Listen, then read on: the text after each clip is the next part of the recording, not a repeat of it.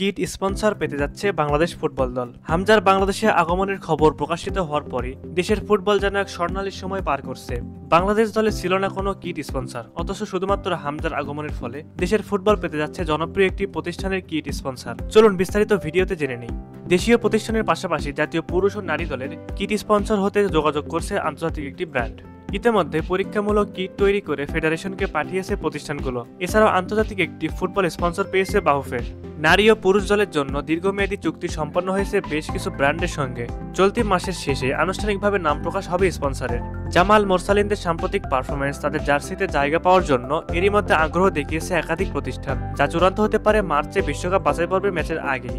এদিকে অ্যাডিডাস নামে ফেসবুকে শিগগিরই ঘোষণার কথা বলা হলেও বাংলাদেশ ফুটবল ফেডারেশনের দাবি তাদের সঙ্গে আনুষ্ঠানিকতা এখনো শুরু হয়নি। পারফরমেন্সে জামাল মোরসালিনরা মন জয় করে চলছে দর্শকদের। বাংলাদেশের ফুটবল আগ্রহ বাড়িয়ে চলেছে দেশের মানুষদের মধ্যে। 2025 সালের এক একটি ম্যাচ দেশের ফুটবলে সুদিন ফেরানোর বার্তা। 2021 সাল থেকে স্পন্সর নেই বাংলাদেশ দলের। এফটিবি লোটো ছিল কিট স্পন্সর হিসেবে। পৃষ্ঠপোষক নোকিয়া, সিটিসেল, গ্রামীণ ফোনের পর সবশেষ টিভিএস এর লোগো জায়গা করে নিয়েছিল বাংলাদেশের জার্সিতে। আবারও সেই অপেক্ষা। একাধিক প্রতিষ্ঠান এরই মধ্যে আগ্রহ দেখিয়েছে। মার্চে ফিলিস্তিনের বিপক্ষে হোম ম্যাচের আগেই হতে পারে চুক্তি।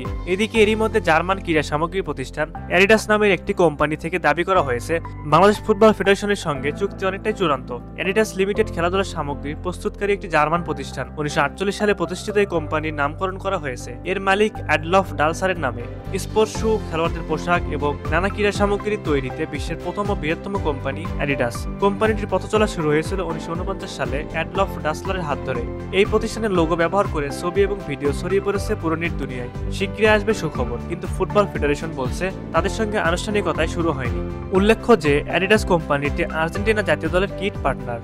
দর্শক, আপনাদের কাছে কি মনে হয় বাংলাদেশের ফুটবলে কিট স্পন্সর হিসেবে কোন কোম্পানি এগিয়ে আসবে? অবশ্যই আপনার মূল্যবান মতামতটি আমাদের কমেন্ট করে জানিয়ে দিতে পারেন।